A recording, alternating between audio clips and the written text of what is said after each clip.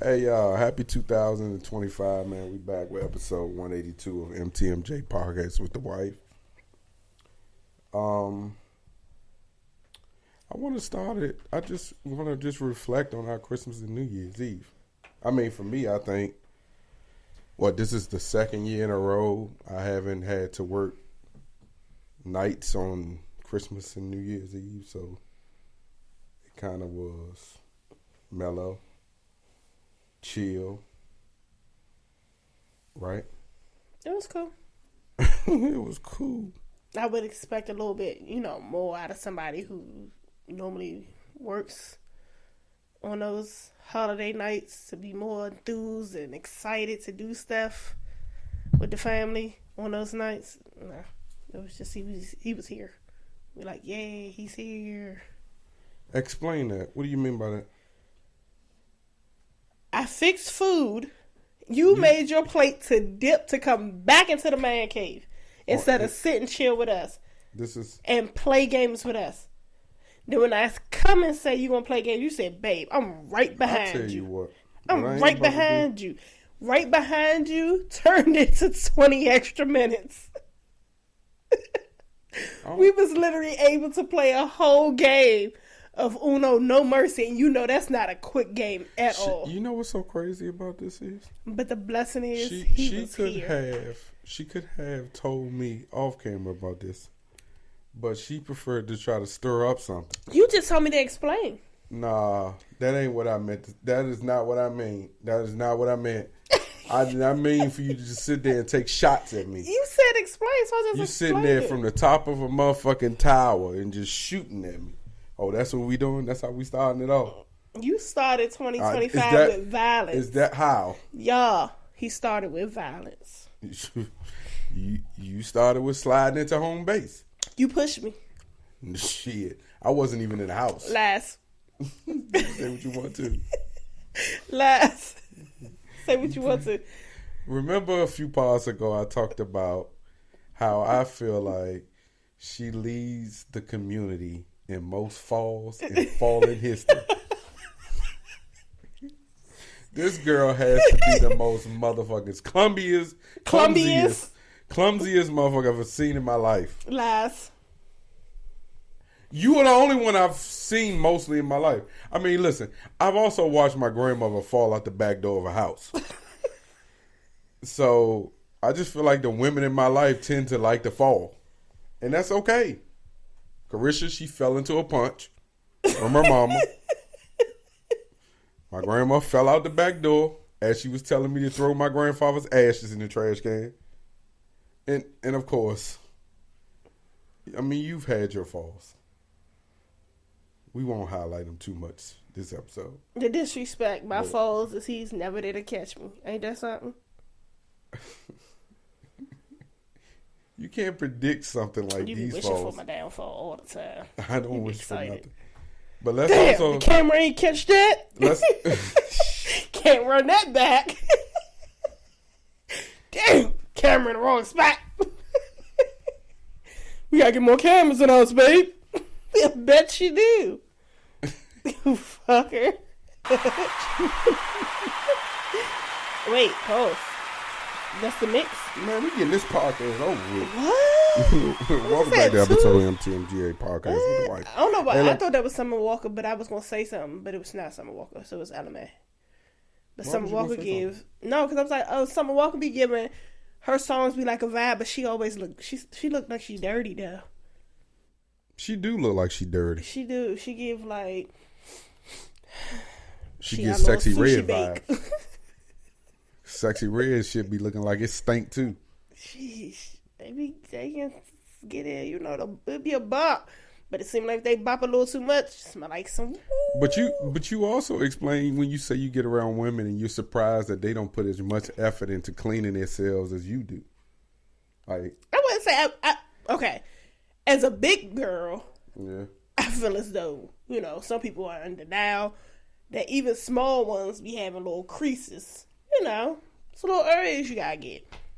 And I feel as though people neglect those. Like, some people probably don't clean their belly button.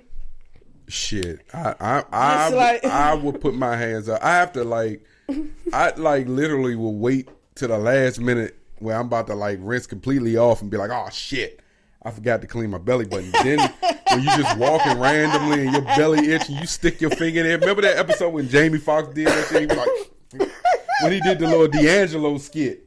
And he put his finger in there. He was like, yeah, you put your finger in your belly button, the shit that can come out of your belly button that smells, that you can smell on your goddamn finger. You motherfuckers better make sure that you don't forget to wash your belly button. Some people, when I say people get tired and they bathe and they forget to bathe from the knee down, they don't clean nothing at the bottom of their legs, ankles, nothing.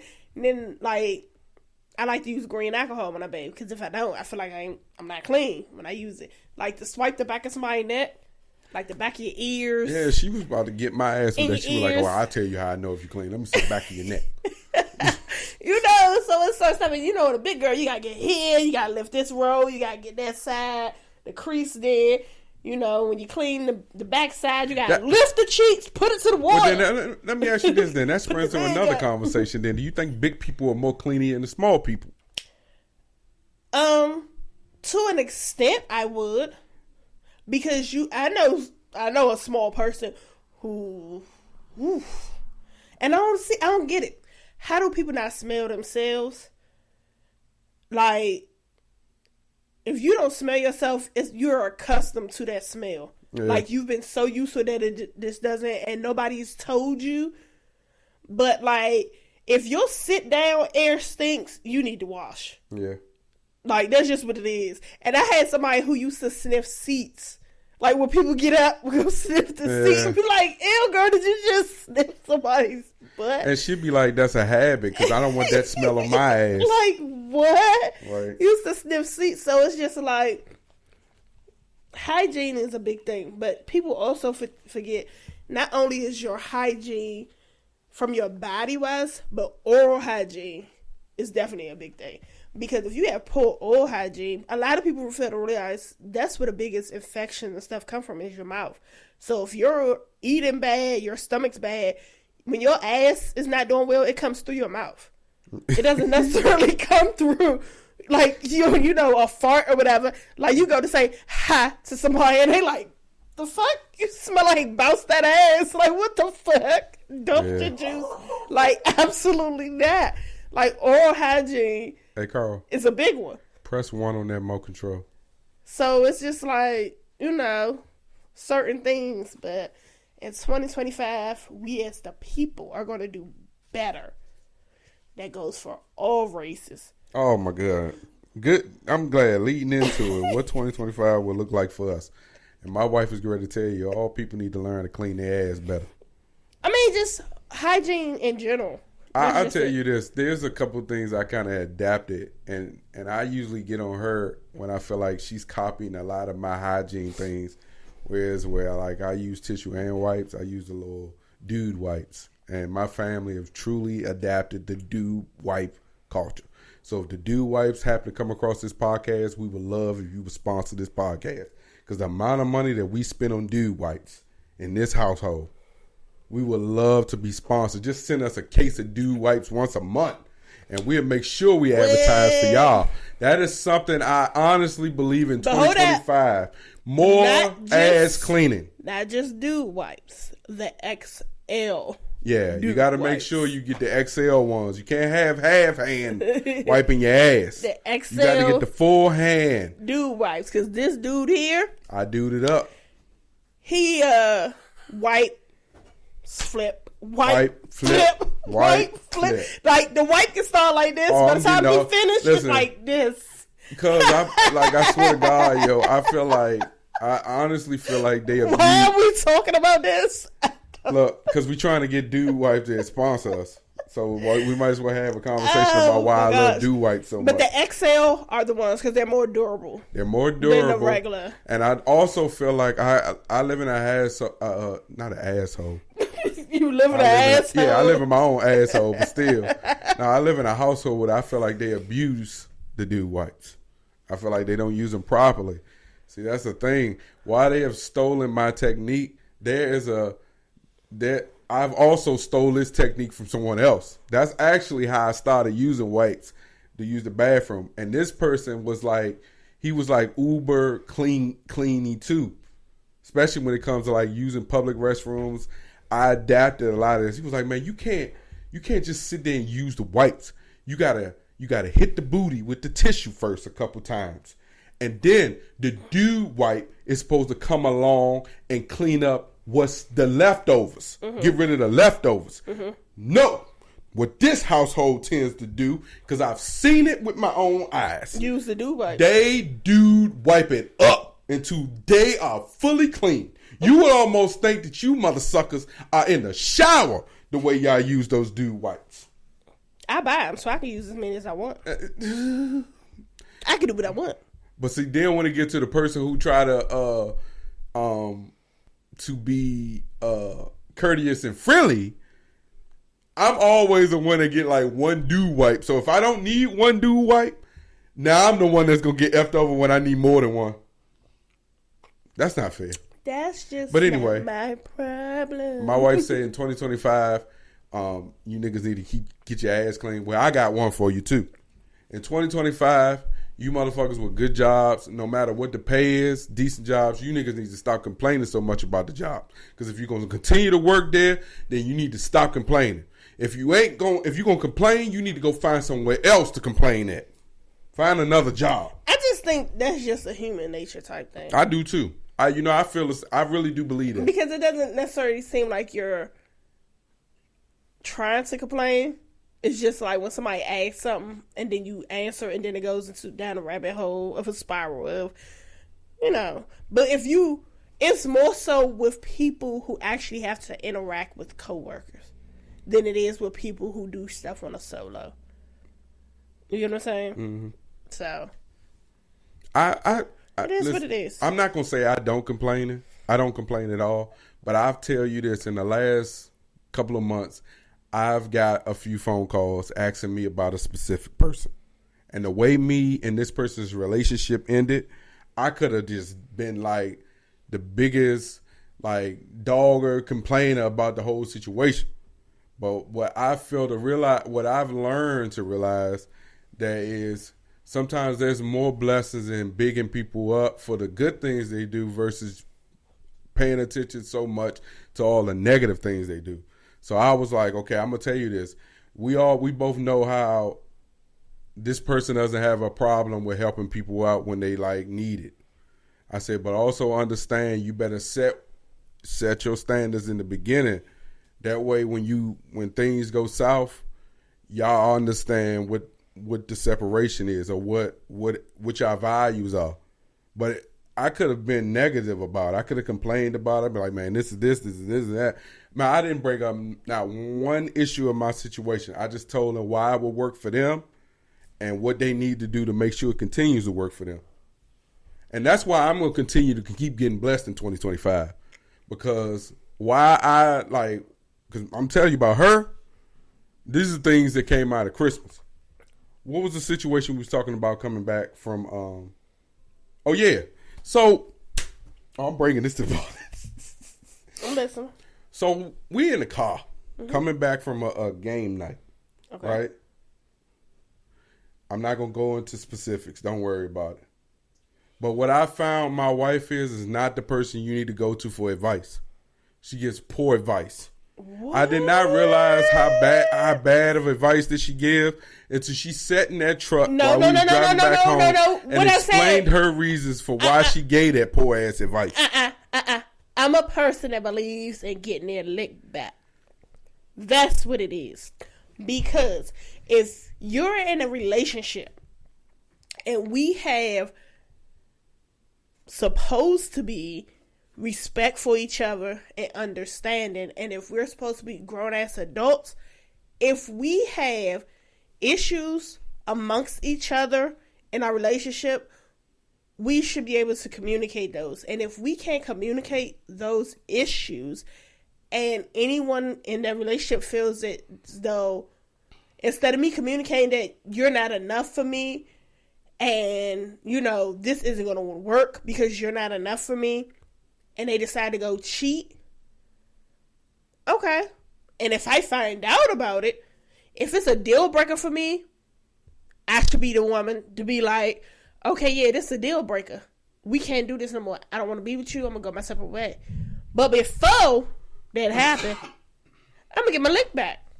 And whenever a woman get her lick back, it's always going to have a man feel some type of way because they don't expect it. Like, it's always the thought that the men are supposed to be the ones that can cheat and the woman's supposed to take them back and back and back. And the woman not supposed to do nothing because she don't want to be looked at as a hoe or whatever. But a man can do the same, do the thing. No, I want my lick back.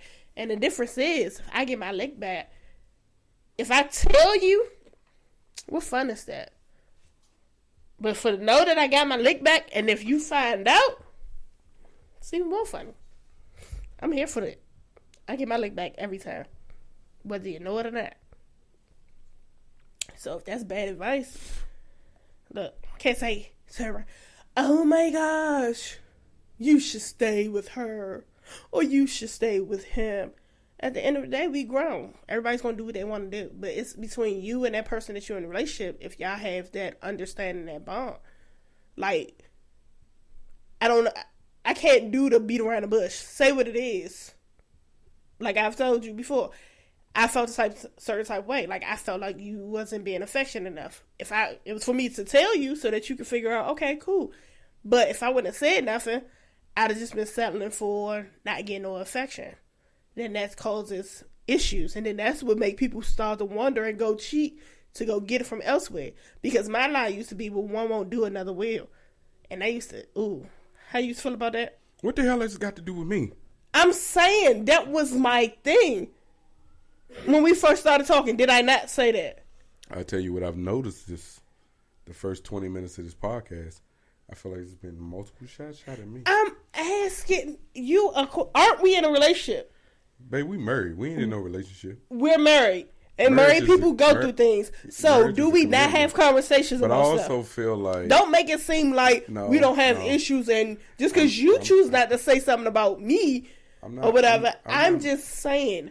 I'm not making it seem like we have no issues. Because I will also say is I feel like 80% of the time I'm more right than you are. Okay. And in this situation, I feel like when you use when the reaction is to get your lick back, mm-hmm. and the reaction of getting your lick back isn't warranted compared to what the lick was, I don't think that the lick back that you possibly are thinking about and the one that you did say is warranted. Specifically, if the person who is complaining about the person who made the lick in the beginning is also saying that they kind of want to work their situation out. If they try, I can see if they just say, I'm over it, I'm quitting. I'm done with this shit. But I understand that, I love this man, or this and this, or I love this woman. I just feel like getting your lick back doesn't really, that's at the end of the day, that's not going to solve the problem that you're trying to fix. If you want to fix it. I also think that lick back shit, there's a generation for lick back. And I think if you want to implement us into that we outside of that. We old. We grown. So, like, if you get to that point where you feel like the infection isn't coming from me, or I feel like the infection isn't coming from, huh? I don't want no infection. That's going to be the title. You want some infection? No. Affection isn't coming from me, mm-hmm. or I feel like there's no affection coming from you. Mm-hmm. I feel like you two in your spousal relationships, as we are, need to now stop and have a conversation so it doesn't get to the point where you feel like I have to get my lick back. Or we didn't even get to the point of getting a lick back. So that's why I say, don't come to her if you got some advice, if you need some advice. Because she don't give two shits about you, and she gonna pop off her mouth with the first thing that comes to mind. But I love her, though. Right? So what you think about the Netflix? I know listen, we ain't parted in a week. There's been a lot going on. Listen, there's been a lot going on. And the lot that's been going on is that we've all been sick. And I'm not about to get on this podcast sounding all the way I was sounding. I've been sounding. You see why you can't come to her about advice? She also don't think about nobody else, but she said, I've been sounding. No, there is a we in I've this been getting collection. on here when I've been congested and everything, but that's a part of it, My right? throat was hurting. And she knew this. She don't even care. Okay. And I'm just saying. The hell? Nigga been sick. Okay. There's been sickness going on in this house. Okay. She ain't trying to hear none of that. We didn't pod. Okay. Called out sick. Okay. Use your sick leave. Okay. But yeah. What do you think of the Yeah, Netflix? mammy. I believe you. Yeah, I know. I don't care. Suck ass. Come on. Anyway, this is what I thought about the Beyonce, what they call it, the Beyonce bow. The only thing I didn't like is... I didn't watch it. Girl, you watched that shit. You was up there. I saw clips. I didn't watch the whole thing. I did not. Baby, you was upstairs when the show was on the TV. I was turned the fixing TV. plates. Ain't nobody tell you. That's another thing about her. These last two gatherings that we had with food, she held everybody up because she wanted to divvy out the plates. That is another problem I had. Yeah, I had a problem with that. You know why she telling me she wanted everybody to come out there and sit and be a family? We all was told it's time to eat, right? And we black people, we on black people time. So we were told, yeah, cross your goddamn arms. Because when you was talking about me and me hiding away, I ain't crossed my goddamn arms. I sat there and took that shit. Mm-hmm. And then I acknowledged that you was talking about me. Mm-hmm. Oh, yeah, I said in 2025 I stopped cussing so much too. So let me speak. Let me speak well, without the fuck cussing. I ain't. Oh, shit. Well, anyway. Mine is going to get more vulgar this year. Look, listen to me. She tells everybody it's time to eat, right? 10 to 15 minutes go by after she said it was time to eat. Because she ain't just stand out the way and say, well, all y'all gonna make your plate?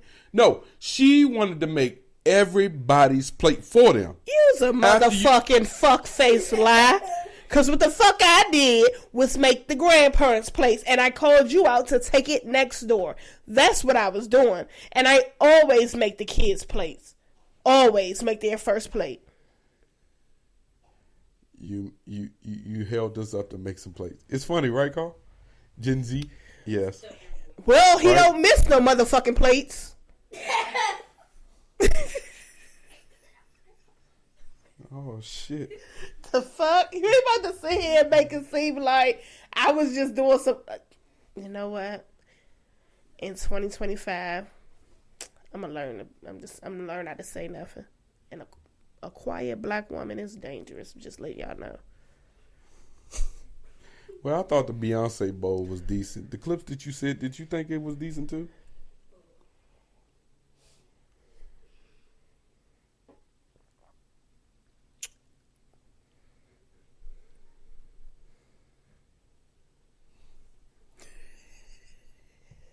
What I did catch, I was so excited for little Blue Ivy. She out here doing it.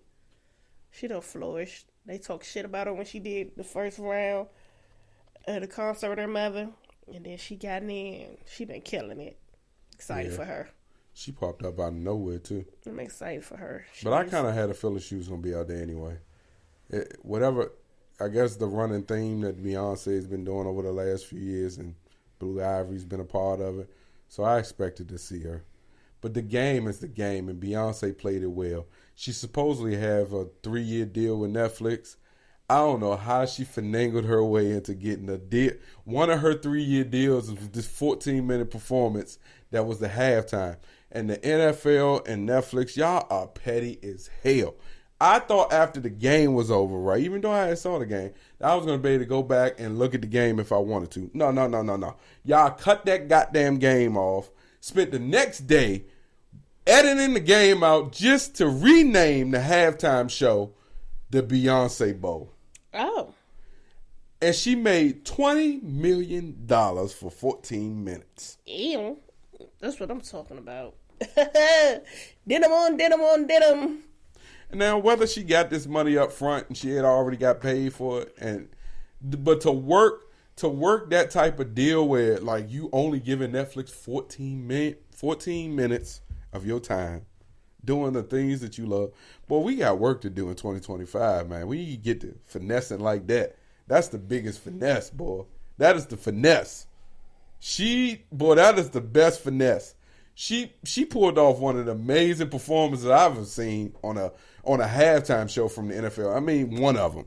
I mean, there's been many more. I would even say pregnant Rihanna did a good job, right? Bruno Mars did a good job. But has there ever been a Christmas performance like that? Oh, okay. Yeah, this is a first. Okay. And Netflix also made sure they didn't have any glitches, no issues. And I would say this version of a sports events, the picture in picture was way better than the Mike Tyson fight. They really did an amazing job with those two games and that halftime performance. But boy, did the Texans win? Hell no, they got their ass handed to them. Oh, wow. Man, fucking score was 31-3. I mean 31-2, and they wouldn't even score 2 points if it wasn't for them. If they didn't get a safety, they wouldn't have had no points. Damn. Baltimore kicked their ass, and we late as hell, but Baltimore kicked their butts. Damn. While we on sports, man, look, I'm gonna tell you something, man. It's a good time to be. It's a good time to be a Commanders fan, y'all. For all the Commanders fans that watch this podcast and this podcast may come across your timeline, I want to tell you this: the days of being miserable around this time, I hope are over.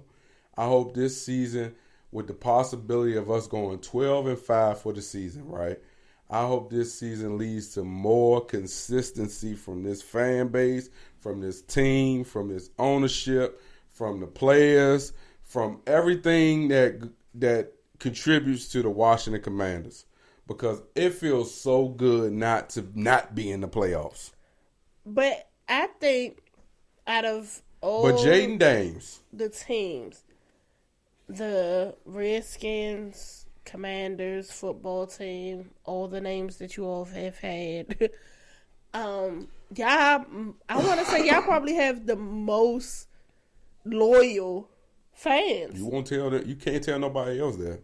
Like the most loyal, like from day one type fans. Listen. That when y'all was out here doing nothing, y'all was showing up for them. I was talking to my uncle yesterday, and Yeah, my uncle was in. And now these wins.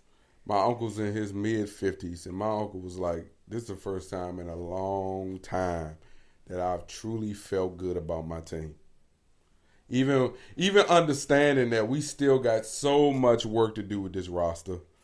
We still only beat one winning team the entire season with a winning record. And that's okay. Like, you got to play the schedule that's given to you. But I will tell you this. With this crappy team that we have. What does that mean? Y'all only played one winning team. So, basically, on this run that we've gone on, or we've been on for the last 16 games, we've only played one team with a winning record. Because when we beat the Cardinals, I think the Cardinals was losing. We beat maybe two teams with a winning record. The Bears at the time were 5-2, and that Hail Murray changed their season because they ain't won a game since. Okay. That was the last that game before the game before they played us was the last game that they that they won. But when I speak about the Commanders, no one is really talking about the Commanders. They're talking about Jaden Dames and then the Commanders, because that's exactly what it is. Them players on that team on Sunday Night Football tried everything in their power to lose that game. And that man had to just strap his bootstraps on, put on his shoulder pads a little tighter, make sure he got his little, because I seen them adjusting it before the game started. They was adjusting his back plate. Because of ribs. And it ain't about because it's ribs, but they knew with the game, if anybody didn't know why they was on that field doing pregame warm-ups, readjusting his back strap, it's because he was getting ready to strap his boots on and kick ass, because he knew he was going to have to do what he had to do. I seen it. I saw it them. I don't know if you saw him, but I seen it. I seen the dick. Yes, I know what I said. I'm gonna keep on saying it. I seen them. It's like, nah, I seen them. Okay. Yeah, man. So go to Commanders. Hell to go the... Jaden Daniels. Go Jaden Daniels and go Josh Harris. Thank you, man. We really needed this. Dan Snyder, Harris? That's the owner of the team now. It ain't Dan Snyder bum ass no more. Oh. Yeah. Okay. So, in entertainment news, we all thought Big Lots was going out. We ain't seen a Big Lots in our area in a long time. Big Lots ain't going out of sale. I mean, not going out of business. Big Lots is up in This far. No, they just closed it last year. But Yeah. Big Lots is up in Richie Marlboro. Well, Big Lot reached a deal to keep hundreds of their stores open. Here's what we know. Okay. Some Big Lot stores and jobs will be saved. That's just like JCPenney's. On Friday, Macy's. December 27th, the chain announced that 200 to 400 stores will be sold to Gordon Brothers Retail Partners, LLC. Big Lot assets includes property distribution center will be transferred to a variety of wholesalers, Inc. That group runs more than 400 stores in the Southeast and Mid-Atlantics under the following names: Roses Express, Maxway, Bills, Dollar Store, Super 10, Super Dollar, and Bargain Towns. Oh my God! So they about to turn Big Lots into a Roses? They gonna keep. I think they're just selling it to the mass owners of those those businesses. Big Lots thrift store. Got it. That's what it sounds like, right? Yep. I mean, but for a lot of people really relied on Big Lots for certain things. They were just a bigger dollar store. Yeah, for real. Like, and sold furniture and different things. But the big thing that comes out of it, you save jobs, and you help out a lot of people that were like Party City and was ready to get kicked to the curb. And I knew when I went into Target, I should have just walked right over to Party City and be like, "Let me in." Because what y'all doing with that inventory? Shipping it all to Amazon? Yeah. Okay. That's just not my So in more entertainment news, and this is not really entertaining. I think this is unfortunate. Mr. Banda is in fact a active duty member of the United States Air Force. Air Force Master Sergeant Christopher Banda flew back to San Antonio from Turkey, where he's been stationed for 15 months, to argue before JP Court Judge Sylvia Ruiz that he should not be evicted from his home on the far west side. It's the last thing an active. So that man was overseas in Turkey, fighting for the country that he loves. And while he's doing so, his HOA forecloses on his home without telling him. But my question is, but that all goes back. Mr. Banda is in fact a. Oh, my bad. That all goes back to. Is to worry about. It's not meant for me to say that. It kept playing. My bad. I kept pausing. It all goes back to a human error. Because when people buy houses and stuff, you fill out the application, you put your employment on there. And with him being active military, those are benefits for him. You know what I'm saying? It's an incentive for him. So therefore, who did not do their due diligence to make sure that everything is still intact and taken care of on the back end, knowing that he's active duty? But that's just how the market of a lot of things scheme and scam and take advantage of the soldiers. Mm-hmm. Because it's always something when it comes to these people who put their life on the line for this country. They always get the shit under the stick, and then they gotta fuss and fight with you when they really live their day to day in war. Mm-hmm. Like, that's fucking crazy. This man deployed 15 months on a home that he didn't even spend time in. He ain't spent a year in his house. You know what's so crazy? This is a story, y'all.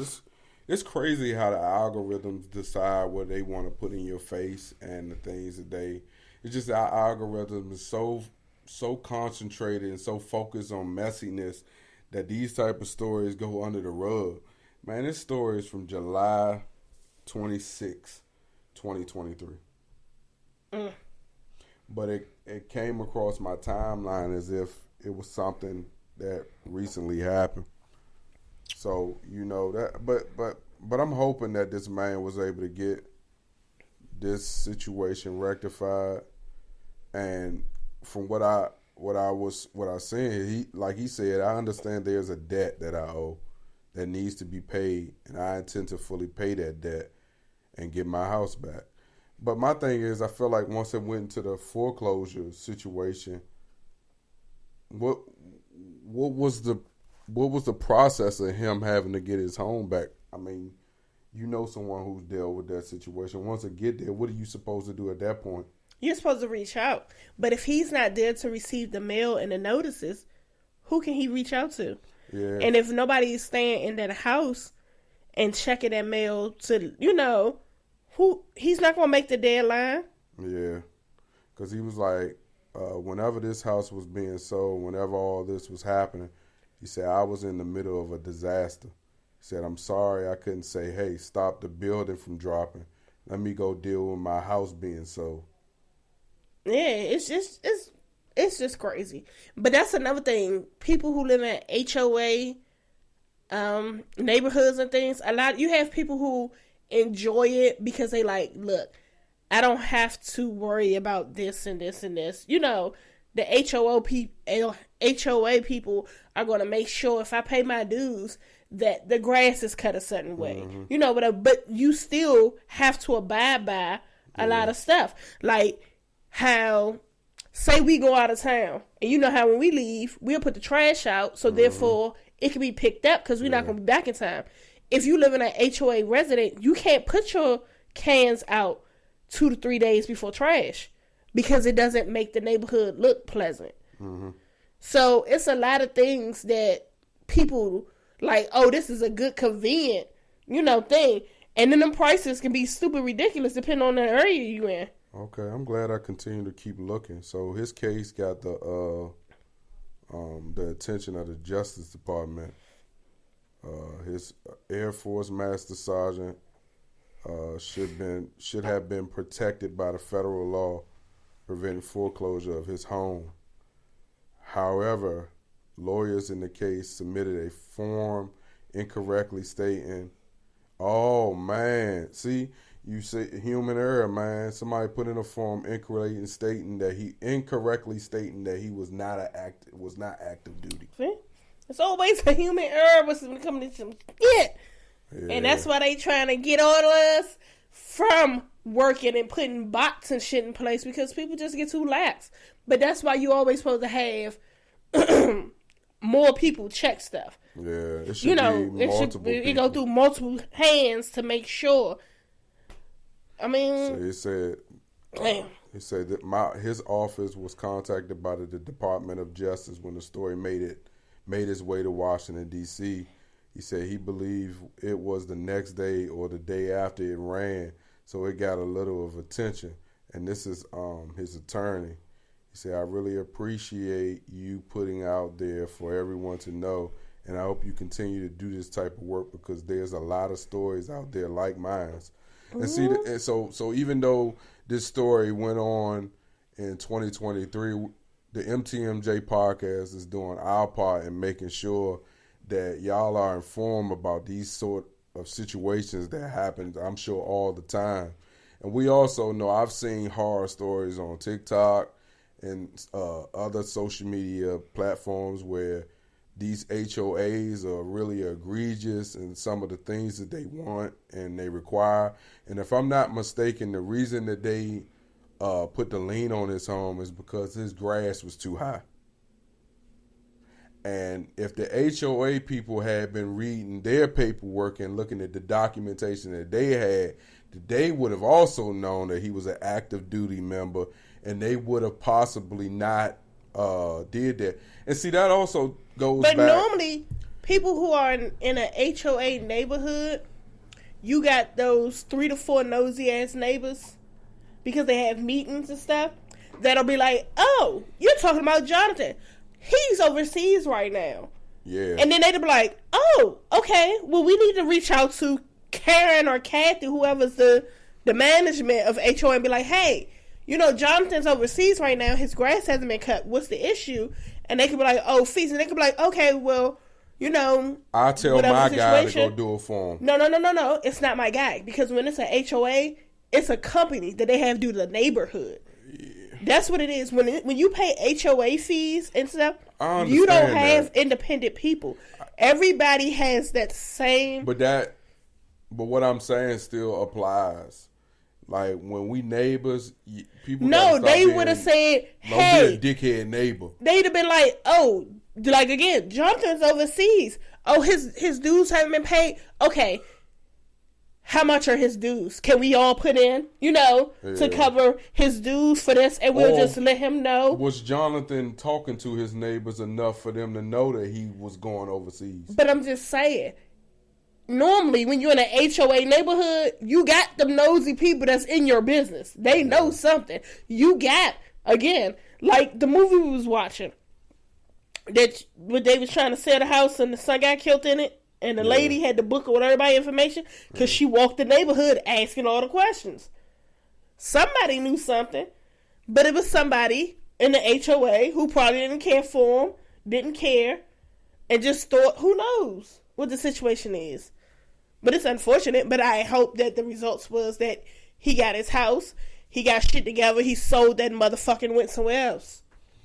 Yeah, but that leads into being a shitty neighbor. If you're a shitty neighbor, you're going to be caught in a situation like Joe Budden was. Out here sleepwalking and shit, knocking on his neighbor's door, and they see him on the Ring camera, and they call the police. And apparently Joe is arrested. But Joe's lawyer put out a statement claiming Joe wasn't arrested. My thing was, I think Joe probably was issued a citation for looting, because that seemed like something as simple as a citation. But I'm also going to tell you, Joe Budden, you ain't going to see this podcast and you ain't going to hear this. But I'll tell you this, brother, you need to get that sleepwalking under control.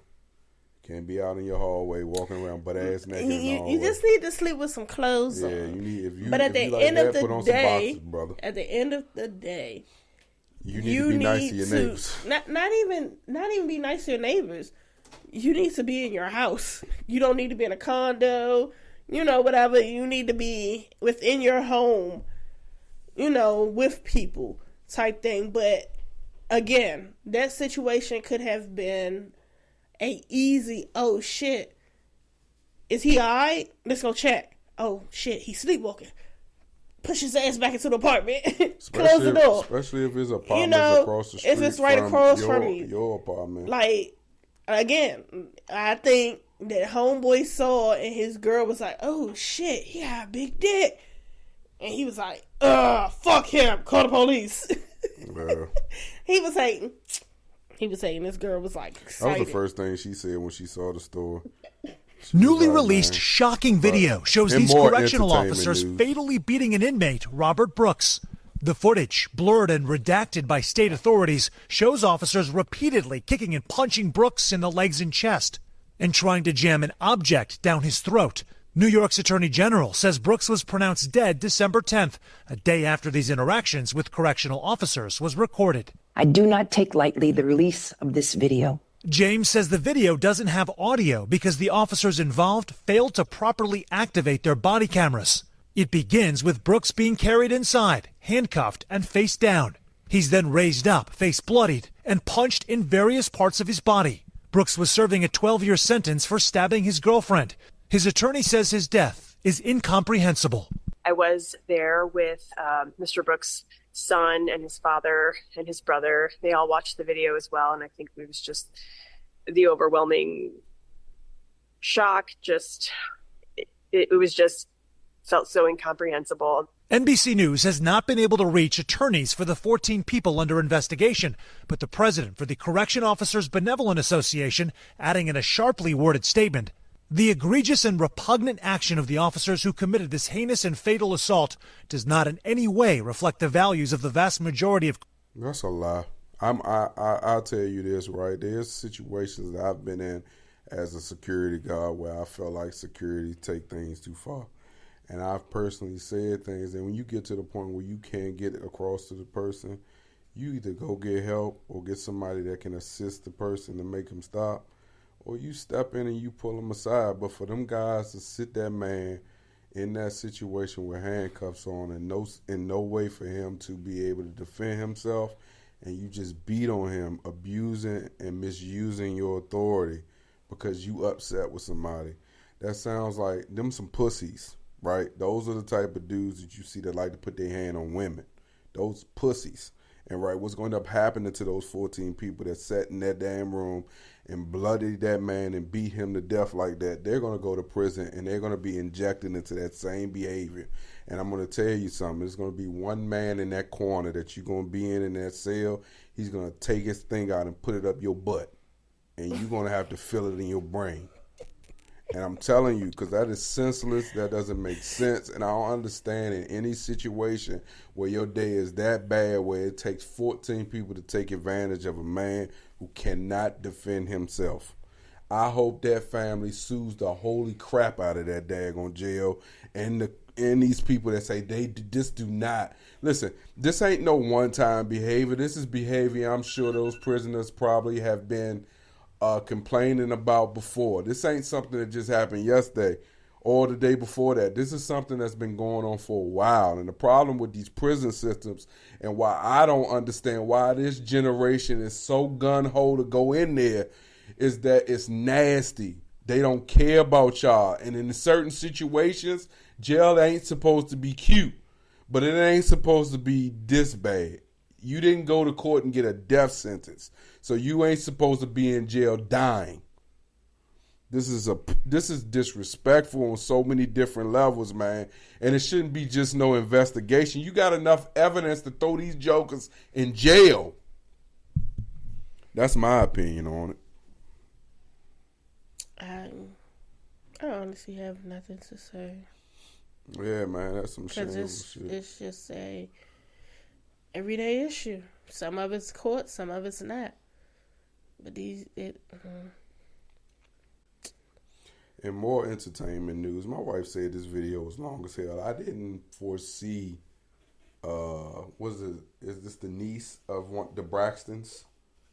Yeah. So her name is Ashlee. Yeah. Who is the daughter of Tamar, Trina, Tracy, Tawanda. She's the daughter of all of them? No, she's the daughter of the Braxton sisters' brother, Michael. But I was just saying who the Braxton sisters were. So the issue is 16 years ago, it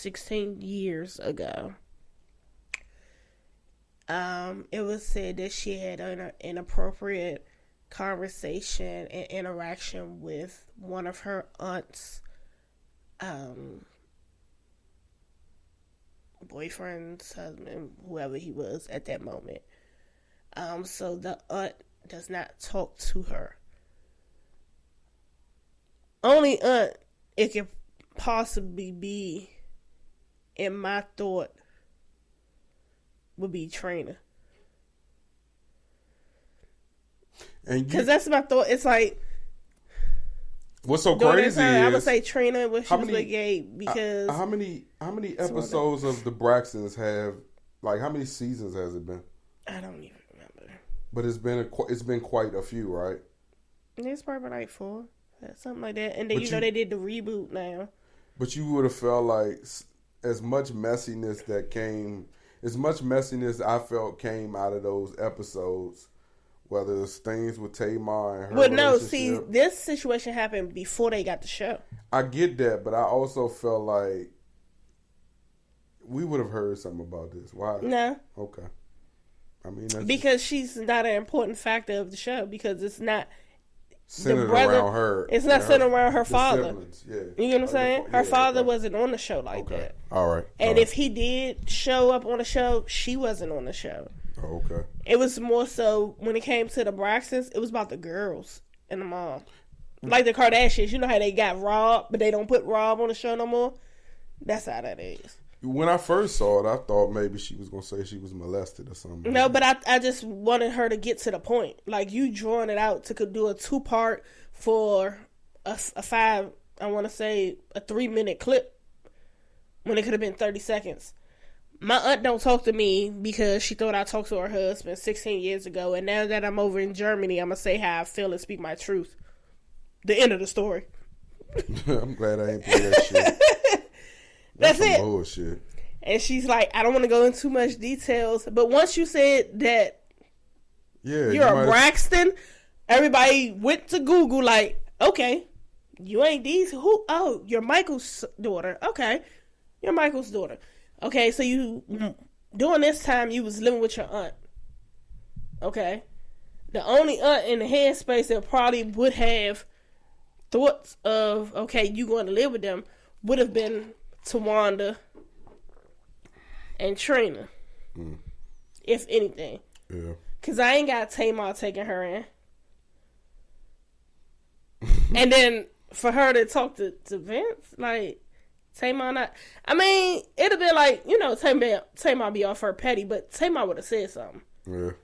Yeah, she'd spoke on that. It'd have been a whole lot of, you know. It'd have been a whole lot of mess. Yeah, so Tony, I ain't got Tony doing that. I'm not gonna talk to her because of, yeah. So it's giving Trina and Tawanda. Yeah.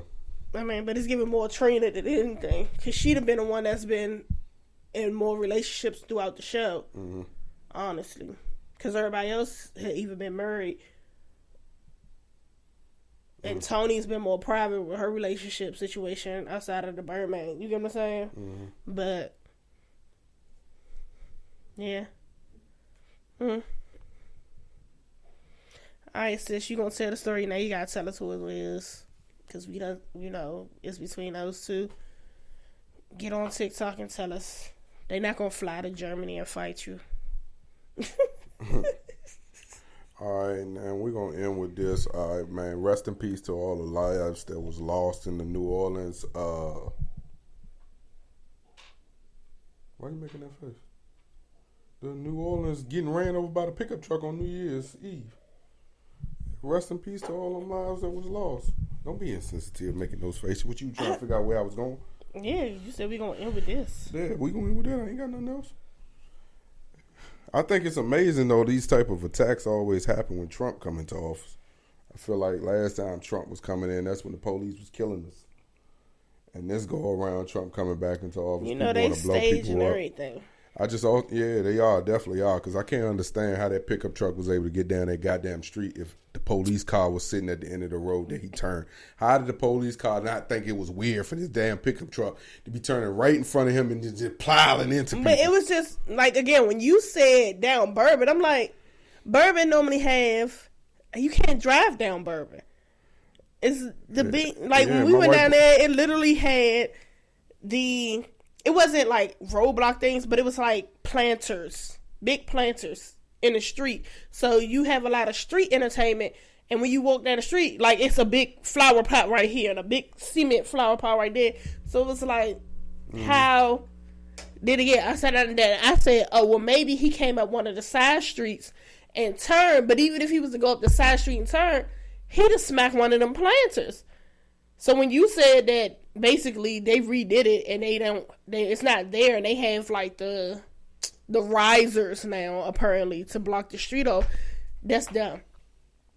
That's dumb. But the way he hit that corner and turned. Yeah, it's like, and what's so crazy about it is, you know, they already say in our profession, like security profession, we probably spend too much time on our phone. And I just think, like, in those type of situations where you're there to just focus on crowd control, you just don't got no time to be on your phone in those situations. So if we looking at all those situations and what happened specifically on that joint, it was a lot of people who dropped the ball. The people who probably was in charge of passing the information to the people on the streets with their foots to the with their boots and stuff to the streets to make sure that they got those barriers up to prevent him from just being able to ride down the sidewalk, because apparently they had those too. They had sidewalk barriers that wasn't up. And what make it so bad, the police chief, she wasn't even aware that those existed. What the fuck is going on? That's what I say, yo. Like when you get on these Indeed and these job sites and you see how much they're willing to pay, like commissioners and sergeants and lieutenants and corporals and captains that don't really have an idea of what's going on in the city because they don't really get out. That's why it was a story we talked about on it was many episodes back, where this one officer makes sure that he does one tour a week. He does the night tour every week, and he said he does it so he never gets comfortable. Mm-hmm. Sometimes you got to take the initiative to eliminate comfortability, because in this world we live in every situation you can get comfortable. I'm telling you, I do not like working on the weekend, but I've been put myself on a schedule to work on a Saturday, so therefore the consistent staff that enjoys the working on a Saturday aren't getting comfortable and not doing what they're supposed to do type situation. But baby, that is sometimes you gotta save yourself from yourself. Get up. Because there is gonna come a time, like it seemed like New Year's Eve, where that person who probably was on that corner, and just the threat assessment. I remember back in the day, specifically after 9/11, these type of things weren't able to happen because you were able to intercept these type of situations. But now it's like everybody is so focused on everything else that like our safety just doesn't matter. It just like, it's weird, man. And that's why, like, I'll tell you this. Like, even when we went to that go-go situation at MLK, there was a strong level of anxiety that came over me. And you know how I get. Like, I don't ever like being in a situation where I feel like there's not enough ways for me to be able to protect y'all. So if I go in a situation where there's mass, I always like to scope out the scenery. And I never felt comfortable. And it's those type of situations that, like, it's just hard, and it shouldn't be that way.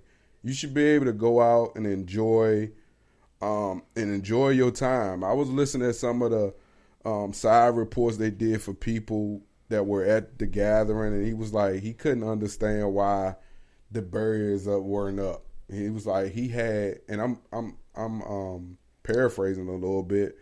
He had to make sure he wasn't too drunk so he'd stumble out in the street.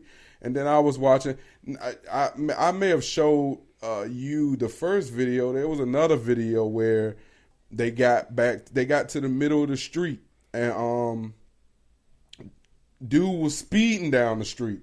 And to watch everybody literally running their ass to get about the way. Because in the middle of the street is normally the street entertainers. So you have the people who are out there playing the buckets. You got the what do they call, like the mannequin people that be spray painted, that be standing in a certain awkward position. Like, it's a lot of street entertainment that's in the street.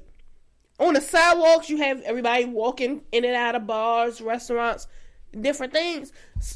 So it's like, the thought of those barriers was like a good thing, because it's like you protecting those that's there. You know what I'm saying? Because if he'd have hit that, he wouldn't have made it nowhere.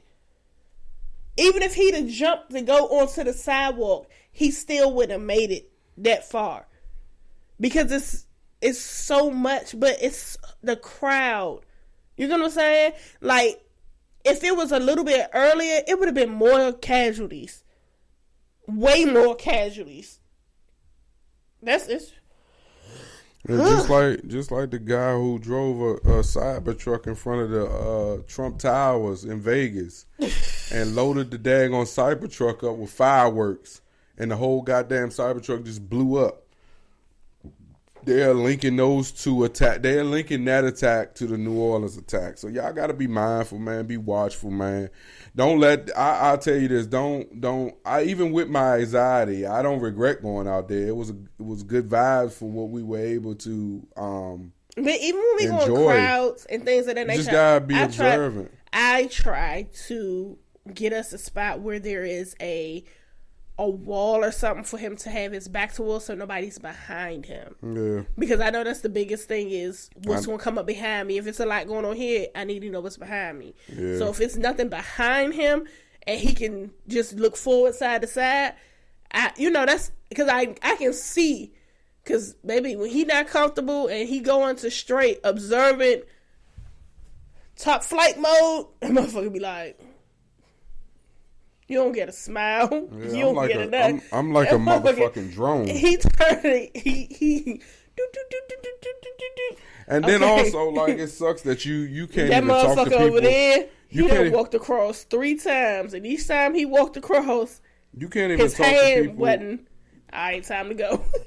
You can't even talk to people that you know because you don't know who they beefing with. Yeah. And that would be to be preventive. If someone So this is had, the or if this police chief, particular right? terrorist went around up on the sidewalk, that's what that would do. Okay? It would slow that down Bourbon. You will see yellow, what we call archers, and they're along the sidewalk. And that would be to be preventive. If someone had, or if this particular terrorist went around up on the sidewalk, that's what that would do. Okay? It would slow that down for anyone who thought that they could breach our targets. And so those are some of the main differences we are done in the quarter. Also, you are going to see an incredibly large presence of police. And we are, though, confident.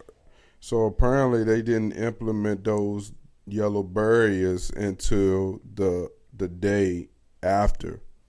But they implemented them as now a reactionary tool because they also was hosting the Sugar Bowl Community to feel at Mercedes. No, that's not Mercedes. Caesar Arena Dome or whatever the hell that damn Saints home field is called. Yeah, man. But like, y'all, the stories that's coming out, the man said that he wanted to kill his family too prior to going to run that truck down that street. But he felt like doing that would have took the attention away from the right wing and left wing or whatever the fuck he said. Oh. Hey, listen, man. Oh. So he intended to kill his family, but he was concerned media attention wouldn't be focused on the war between believers and disbelievers. My bad. Correction, y'all. Okay. You just never know what people going through. Your family is thanking you. Yeah, I'm just saying, yo, you just never know. Because the video that they posted that he recorded on YouTube, you would never think this man was a career criminal. Well, you wouldn't think a lot of stuff. Yeah, exactly. Until they have their moment. But that's what I'm saying. That's why I think Trump needs to be real mindful of getting on camera and getting in front of the camera and just start threatening people and saying what you ain't going to do. Because, and the crazy part is the people who are left. I'm going to tell you this. What's so crazy is the people who are that's gonna be hurt the most are the people who voted for him. I'm just telling y'all, yo. The people who are gonna be hurt the most out of all this situation by the remarks and irresponsible, childish behavior that he tends to go on and do, while it's funny, it has a harmful impact on not us people, y'all people. Cause boy, oh boy. And then I'm also tell you this, because I've talked to my wife about this before. Like, you just gotta know where you at. I've seen enough first 48 episodes to know I probably shouldn't be on Bourbon Street. I've at least seen 3 shootouts happen on first 48 on Bourbon Street. So I know for a fact that I do not need to be on Bourbon Street at night. I need to be there during the day. I mean, it doesn't matter when. But most of the stuff happens during the nighttime. So it doesn't matter when. It matters how deep you go down. I'll tell you this too. That is true. Because I know someone from New Orleans and they said the same thing. But I'll tell you this. Life is built off of experiences and habits. And an experience that y'all don't need to experience when you go to New Orleans is Bourbon Street. Because, baby, them hand grenades, trash. The food on Bourbon, trash. You better take your... sad to say. You should go to the hood. Get you something from there. Yeah. I can't think of the name of the place, but they got this drink called the Bow Wow. We don't need to be going. Nobody needs to be going to New Orleans right now. They don't do a good enough job protecting you. So no one cares about. She too excited about going, sitting y'all places. I don't know. I don't care to go back. You don't listen. Clearly, if I go back, I want to be in the hood, get some good food. Clearly, you can't. The tourist sites. Clearly, you ain't got no faith in the New Orleans Police Department. The beignets is beignets trash. Look at her. She's still trying to promote that place, and I'm trying to tell y'all don't go. It.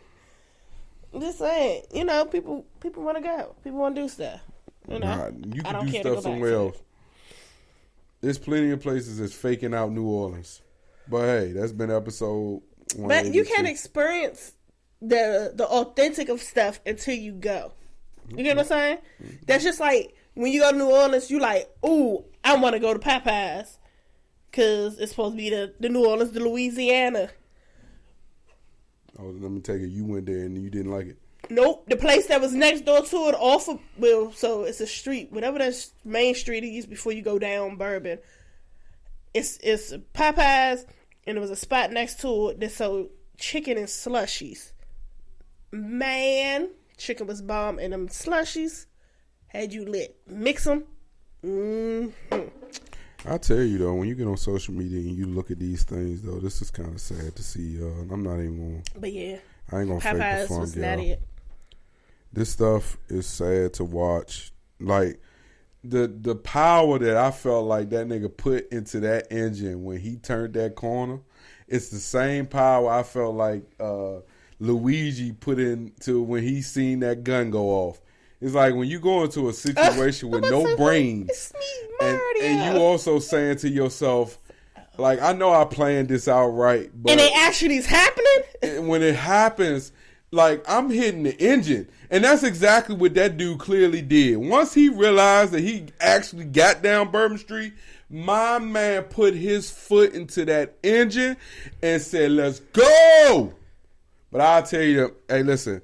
Plucking them off. If there's a group of 14, it look like maybe 10 to 12 officers that deserve some sort of medal.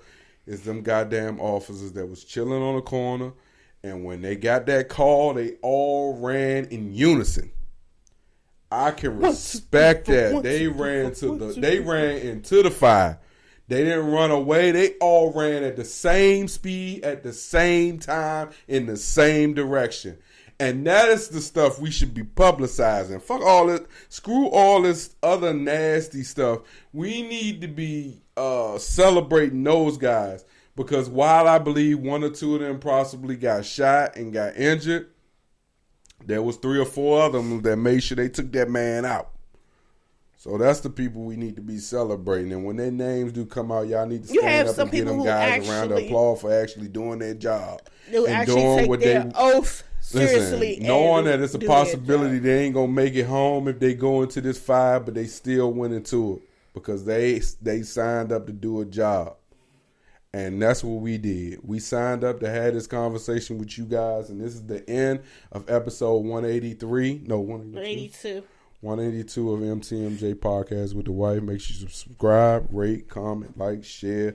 Hey, man, take a second during this podcast while you're listening. I didn't say it in the beginning, but I'm going to say it now.